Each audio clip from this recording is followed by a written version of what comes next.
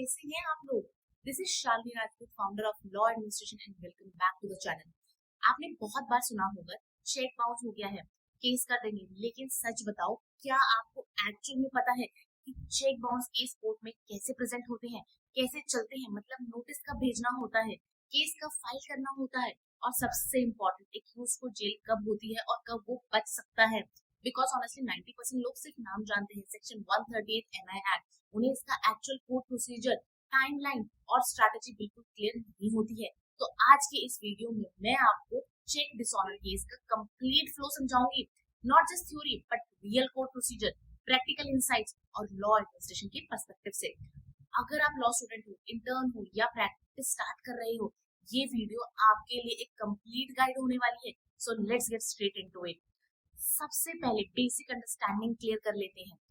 Check dishonour cases govern होते हैं negotiable instrument act 1881 के सेक्शन 138 के अंडर। यहाँ दो प्राइमरी पार्टीज होती है, ड्रॉयर और पेइंग।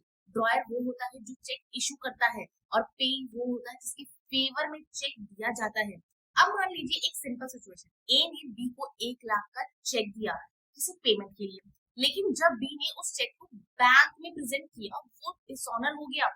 यही से लीगल मशीनरी एक्टिवेट होती है। सबसे पहले स्टेप होता है present action of cheque. Law के अकॉर्डिंग चेक को उसकी डेट से 3 मंथ्स के अंदर प्रेजेंट करना मैंडेटरी है। अगर आप इस टाइम लिमिट को मिस कर देते हो तो आप सेक्शन 138 का बेनिफिट लूज कर सकते हो। अब जब चेक बैंक में प्रेजेंट होता है और बाउंस हो जाता है, रीजंस कुछ भी हो सकते हैं, जैसे insufficient fund, stop payment instructions या अकाउंट इश्यूज, तब बैंक एक डॉक्यूमेंट इशू करता है जिसे हम चेक रिटर्न मेमो कहते हैं। ये एक क्रूशियल डॉक्यूमेंट होता है क्योंकि इसी के बेसिस पे आप प्रूफ करते हो कि चेक डिसऑनर हुआ है और किस रीजन के साथ हुआ है। अब इसके बाद आती है एक बहुत ही क्रिटिकल स्टेज, लीगल नोटिस। जैसे ही आपको रिटर्न मेमो मिलता है, आपके पास 30 डेज का टाइम नोटिस होता है ड्रॉयर को लीगल नोटिस भेजने के लिए। ये नोटिस जनरली एडवोकेट्स के थ्रू ड्राफ्ट और सेंड किया जाता है और इसमें क्लियरली मेंशन होता है कि चेक का अमाउंट क्या था और आप पेमेंट डिमांड कर रहे हो। नोटिस का टोन भी इंपॉर्टेंट होता है। ये एक फॉर्मल लीगल कम्युनिकेशन होता है जिसमें आप ड्रॉयर को 15 डेज का टाइम देते हो पेमेंट करने के लिए। अगर ड्रॉयर इस 15 डेज के अंदर पेमेंट कर देता है तो मैटर क्लोज हो जाता है, लेकिन अगर वो फेल हो जाता है तो 16th डे से कॉज ऑफ एक्शन अराइज हो जाता है, जो कि वेरी इंपॉर्टेंट लीगल कॉन्सेप्ट है। यहीं से आपको राइट मिलता है कंप्लेंट फाइल करने का। अब कंप्लेंट यानी पेई को 30 डेज के अंदर मजिस्ट्रेट कोर्ट में कंप्लेंट फाइल करनी होती है। अब यहाँ एक बहुत इंपॉर्टेंट कॉन्सेप्ट समझना बहुत जरूरी है जो लोग मिस कर देते हैं। Cheque bounce case purely criminal नहीं होता है बल्कि एक क्वासी क्रिमिनल प्रोसीडिंग होती है। इसका मतलब ये है कि इसमें प्रोसीजर क्रिमिनल लॉ फॉलो होता है, जैसे समन्स, बेल और ट्रायल, लेकिन इसका मेन ऑब्जेक्टिव सिविल नेचर का होता है, यानी अल्टीमेट फोकस होता है पेमेंट या कम्युनिकेशन पर।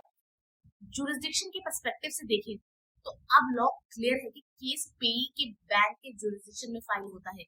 ये अमेंडमेंट प्रैक्टिकल डिफिकल्टीज को सॉल्व करने के लिए इंट्रोड्यूस किया गया था। अब जब कंप्लेंट फाइल हो जाती है, कोर्ट सबसे पहले कंप्लेनेंट के डॉक्यूमेंट्स वेरीफाई करता है, cheque, return memo, legal notice और पोस्टल प्रूफ्स। कंप्लेंट का स्टेटमेंट एफिडेविट की फॉर्म में रिकॉर्ड होता है जिसे प्री सबमिंग एविडेंस भी कहते हैं। अगर मजिस्ट्रेट को प्राइम फेसाई लगता है कि केस बनता है तो वो एक्यूज के अगेंस्ट समन इशू कर देता है। अब एक्यूज को कोर्ट में अपेयर होना होता है। ये ऑफेंस बेलेबल है इसलिए एक्यूज को बेल मिल जाती है, लेकिन उसे एक श्योरिटी देनी होती है जो इंश्योर करेगा कि वो कोर्ट की हर डेट अटेंड करे। इसके बाद नेक्स्ट स्टेज आती है प्ली और नोटिस स्टेज। कोर्ट एक्यूज से पूछता है कि क्या वो एलिगेशन एक्सेप्ट करता है या डिनाई करता है। अगर एक्यूज एडमिट कर लेता है तो केस तुरंत कंक्लूड हो सकता है, लेकिन जब ये एक्यूज डिनाई करते हैं और मैटर ट्रायल में चलता है, ट्रायल का सबसे इंपॉर्टेंट पार्ट होता है कंप्लेंट एविडेंस और क्रॉस एग्जामिनेशन। कंप्लेंट अपनी तरफ से एफिडेविट और डॉक्यूमेंट्स के थ्रू अपने केस प्रेजेंट करता है और फिर एक्यूज का एडवोकेट उसको क्रॉस एग्जामिनेशन करता है। यहाँ पर काफी टेक्निकल सवाल पूछे जाते हैं, जैसे कि क्या कोई लीगली इन्फोर्सेबल डेट था, चेक किस पर्पस के लिए दिया गया था और क्या कोई रिटर्न एग्रीमेंट एग्जिस्ट करता है। इस स्टेज का मेन ऑब्जेक्टिव होता है कंप्लेंट के केस में डाउट क्रिएट करना। इसके बाद आता है एक्यूज का स्टेटमेंट जो सेक्शन 313 सीआरपीसी के अंदर रिकॉर्ड होता है।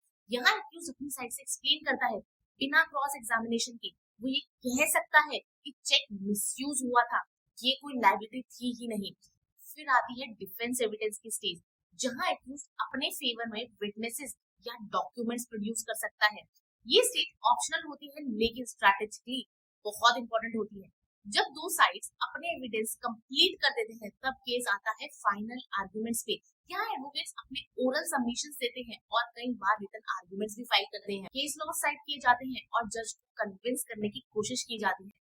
और फाइनली आता है जजमेंट। कोर्ट एविडेंस और आर्गुमेंट्स को एनालाइज करने के बाद डिसाइड करता है कि एक्यूज गिल्टी है या नहीं। अगर कंप्लेनेंट अपने केस प्रूफ नहीं कर पाता तो एक्यूज को एक्विट कर दिया जाता है, लेकिन अगर ऑफेंस प्रूफ हो जाता है तो एक्यूज्ड को कन्विक्ट किया जाता है। तो ये था complete process of cheque dishonour case, from issuance of cheque to final judgement, एकदम प्रैक्टिकल और लॉ एडमिनिस्ट्रेटिव के पर्सपेक्टिव से। अगर आप इस प्रोसेस को समझ लेते हो ना, तो आप किसी भी चेक बाउंस केस की फाइल या ऑर्डर शीट देख के इजीली आइडेंटिफाई कर सकते हो कि केस किस स्टेज पर पेंडिंग है और नेक्स्ट स्टेप क्या होगा। And that is exactly what makes a good law student और अ गुड लीगल प्रोफेशनल, जो कि है क्लैरिटी ऑफ प्रोसीजर। और हाँ, अगर किसी को 138 के रिगार्डिंग ड्राफ्ट चाहिए होगा तो मुझे कमेंट सेक्शन में जरूर बताना। मैं आपको पूरा प्रोसेस बता दूंगी। उसमें आपको डीएम करके आपको अपना ईमेल एड्रेस शेयर करना होगा, तो मैं आपको वो 138 का ड्राफ्ट शेयर कर दूंगी। अगर आपको वीडियो पसंद आई हो तो लाइक शेयर और सब्सक्राइब जरूर करिएगा। Till then bye.